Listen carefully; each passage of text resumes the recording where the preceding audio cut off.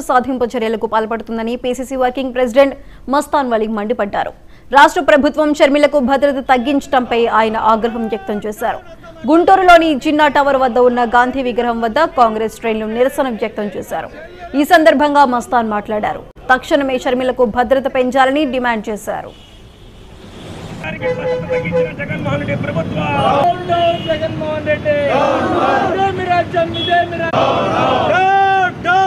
జగన్మోహన్ రెడ్డి షర్మిలమ్మను చూసి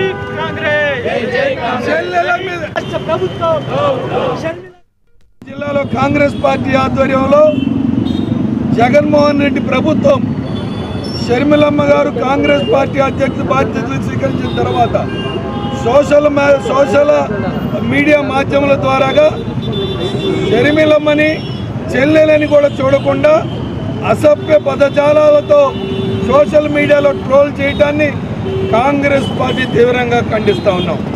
మీరు అంతగా భయపడాల్సిన అవసరం లేదు. కాంగ్రెస్ పార్టీ తన సిద్ధాంతాలకి వైఎస్ రాజశేఖర రెడ్డి గారి ఆశయాల కోసం పనిచేస్తున్న షర్మిలమ్మ మీద ఒక చెల్లెలను చూడకుండా భయంకరమైన మాటలకు చర్చించలేనటువంటి కళ్ళతో చూడలేనటువంటి అసభ్య పదజాలాలు చేస్తూ ఉంటే జగన్మోహన్ రెడ్డి గారు ఒక్క మాట మాట్లాడారు.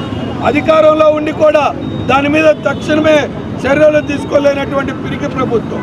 అది ఒకటే కాదు, ఇవాళ షర్మిలమ్మ గారికి గతంలో 4+4 గన్మ్యాన్లు ఉండేటటువంటి పరిస్థితి.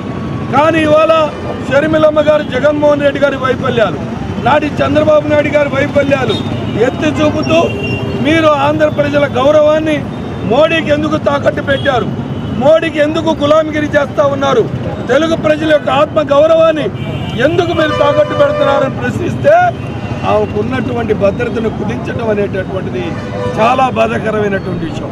ఇవాళ ఆవిడకి ప్రాణహాని ఉంది.